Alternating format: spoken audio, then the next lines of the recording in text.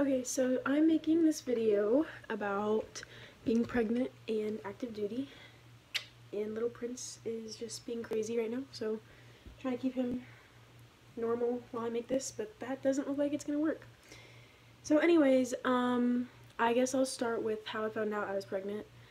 So I actually went to the on-base medical building to get on birth control, because I was just like, I don't know, I've been doing risky activities and I should probably get on birth control. So I went there and they were like, well, we have to give you like a blood test and a urine test before we give you the shot, because I wanted to do the depot shot, to make sure that you don't have STDs or that you're not pregnant already. And I was like, alright, whatever. So they did all that stuff, and then like a day and a half later, they'd already given me the shot, by the way. So at that point I assumed I wasn't pregnant, because they would have told me, right? So, oh my god, this cat. At that point, I was like, alright, well, I'm not pregnant. So then, like a day and a half later, they called me, the medical building called me, and they were like, so, we got your blood work back, and you're already pregnant. And I was like, what? Like, I was not expecting that at all. I was just like, really, like, flustered. I was crying a lot. Then I immediately called my aunt, and I came inside and told my boyfriend and everything. So after that was done, the first thing I did was call my supervisor, because you have to tell your chain of command. I could have waited a couple days or a week or two, but I just wanted to tell them as soon as possible so that it wasn't like weighing on me. And I'm nice, like friends, not friends, but like I'm cool with my supervisor, so I wasn't scared to tell him or anything. But anyways, I called him, and he's very young, he's like 30, maybe, and he's like, well, I've never had a girlfriend that was pregnant, and I've never had female troops that have gotten pregnant before, so I'm not really sure what the Air Force instructions are regarding this, so I'm going to give your phone number to another sergeant that's a female. So I was like, okay, that was low-key really not helpful. So the other sergeant calls me, and she's like, we're going to set up a meeting with the first sergeant, who's basically kind of like the human resources person in the squadron that you can talk to about pretty much anything. So I was like, alright, they set me up with that.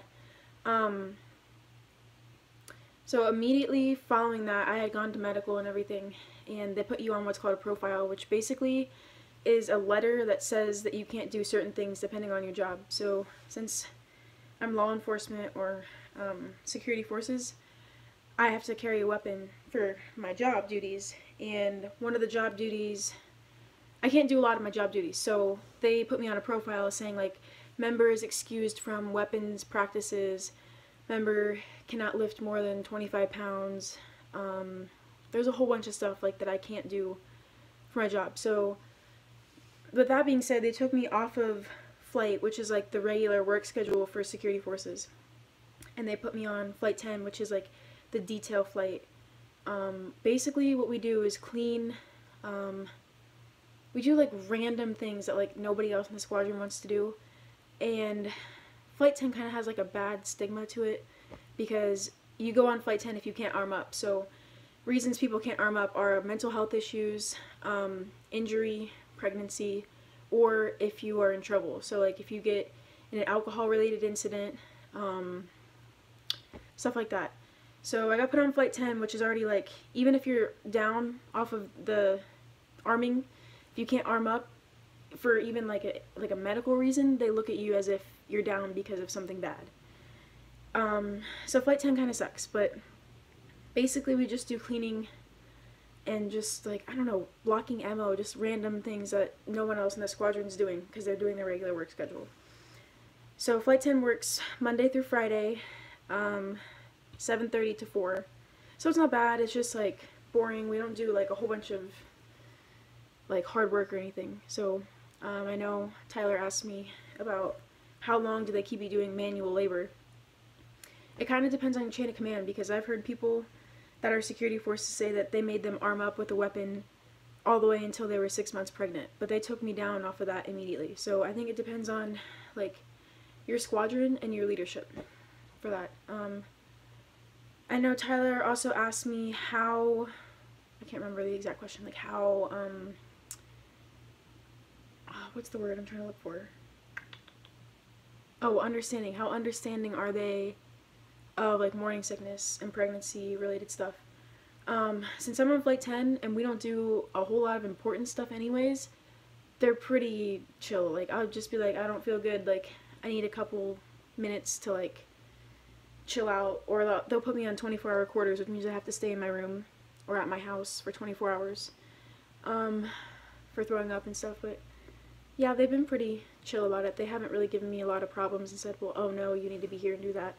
So that was fine.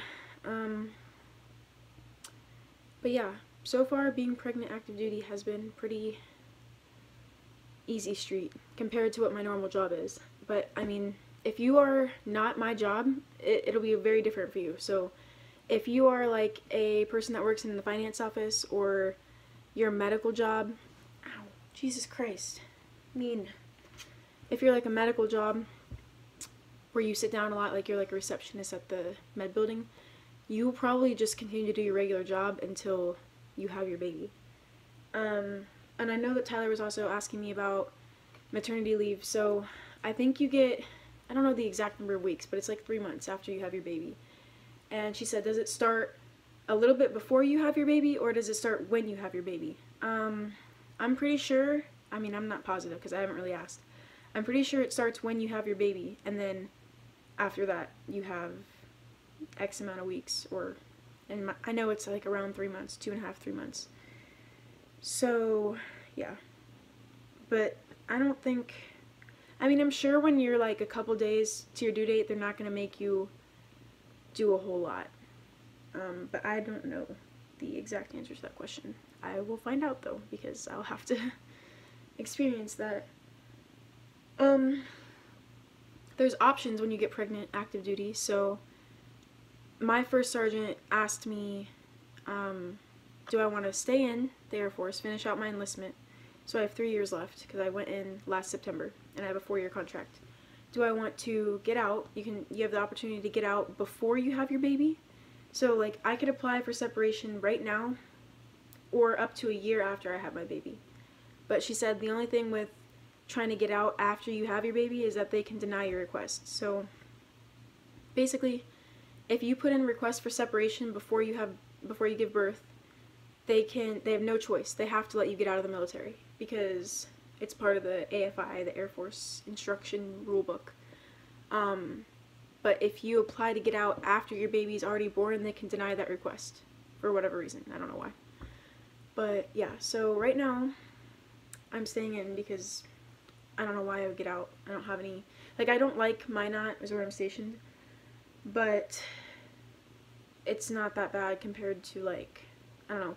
I feel like if I got out, I would have to like restart my life. Like, I don't have a college degree or anything, so it would be really hard to like get my life together and make money and stuff if I got out right now.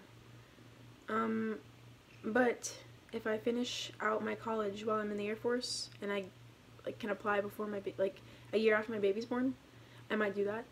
But I don't know because I just don't know. So right now, that's pretty much it for being active duty and pregnant. I'm trying to think of other questions that people have asked me about it. That's pretty much it. So I hope that answered a lot of questions. I know I talk really fast too, and this video is really amazing quality with the freaking fan going and my cat biting and scratching me and, you know, but yeah, so thanks for watching, I guess.